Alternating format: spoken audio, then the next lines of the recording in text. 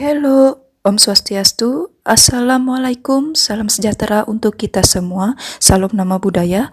Perkenalkan, nama saya Ida Ayu Suryantari, saya perawat di Ruang Rawat Inap Arjuna Rumah Sakit Umum Daerah Nyidda Tabanan. Pada hari ini, saya akan memberikan edukasi tentang perencanaan pemulangan pada pasien diabetes mellitus atau biasa disebut dengan kencing manis, di mana perencanaan pemulangan yang akan saya berikan yaitu 1. Cara perawatan luka diabetes, yang kedua, cara penyuntikan insulin, yang ketiga, cara mengontrol gula darah secara alami. Berikut video penjelasannya.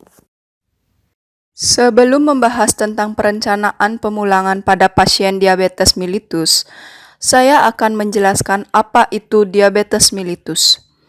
Diabetes mellitus atau yang biasa disebut penyakit kencing manis adalah penyakit metabolisme dan ketidaksesuaian kadar gula dalam darah yang berkaitan dengan penurunan sekresi insulin atau kombinasi resistensi insulin di dalam tubuh.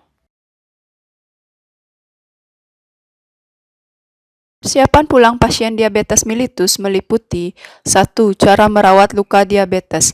Penyembuhan luka diabetes yang lambat dapat meningkatkan risiko amputasi jika tidak ditangani dengan benar.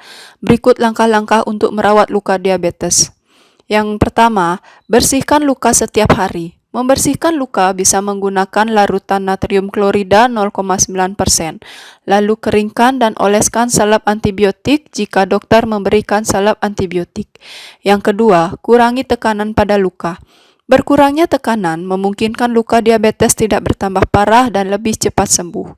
Yang ketiga, tutup luka diabetes dengan perban. Luka diabetes harus ditutup dengan perban untuk mencegah risiko terjadinya infeksi dan mempercepat proses penyembuhan. Yang keempat, kontrol kadar gula darah. Kadar gula darah yang tidak terkendali akan mempersulit proses penyembuhan luka diabetes. Penderita diabetes dapat berkonsultasi ke dokter lebih lanjut untuk mengontrol kadar gula darah. Yang kelima, perhatikan tanda-tanda adanya infeksi. Gejala infeksi pada luka diabetes dapat berupa munculnya rasa sakit, kemerahan, pembengkakan, atau terasa hangat di sekitar luka. Luka yang berair, bernanah, disertai bau tidak sedap. Jika mengalami infeksi, pastikan untuk membersihkan luka, mengonsumsi obat antibiotik, serta mengoleskan salep antibiotik yang telah diresepkan oleh dokter. Persiapan pulang yang kedua yaitu tentang cara menyuntikkan insulin.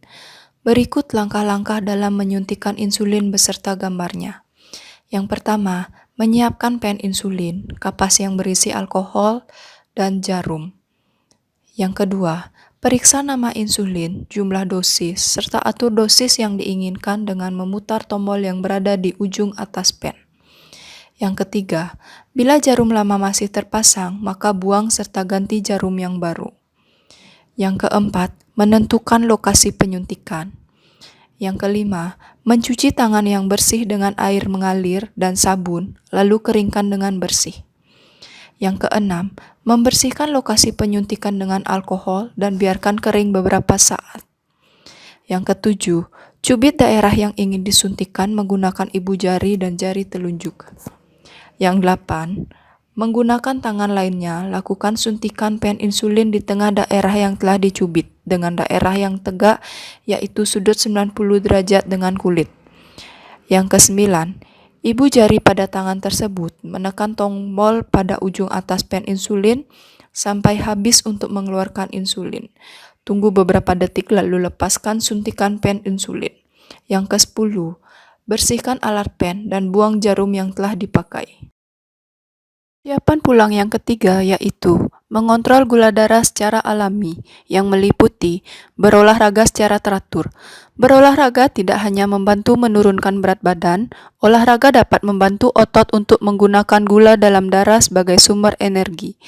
Jenis aktivitas untuk menurunkan gula darah diantaranya bersepeda, jalan santai, angkat beban, dan berenang. Pengaturan pola makan. Mengatur asupan karbohidrat bisa menjadi salah satu cara menurunkan kadar gula darah tinggi yang efektif. Contoh mengurangi asupan karbohidrat dengan mengganti nasi putih menjadi nasi merah atau mengurangi makan roti, gorengan, maupun cemilan lain yang terbuat dari tepung. Menambah asupan serat dapat membantu memperlambat penyerapan karbohidrat dan gula di tubuh, sehingga resiko diabetes pun dapat berkurang. Makanan yang termasuk tinggi serat diantaranya sayur dan buah. Kelola tingkat stres. Stres bisa mempengaruhi kadar gula darah. Hormon seperti glukagon dan kortisol disekresi selama stres. Hormon-hormon ini menyebabkan kadar gula darah naik. Cara untuk mengurangi stres yaitu dengan olahraga, relaksasi, meditasi, dan yoga bisa membantu memperbaiki masalah sekresi insulin pada diabetes kronis.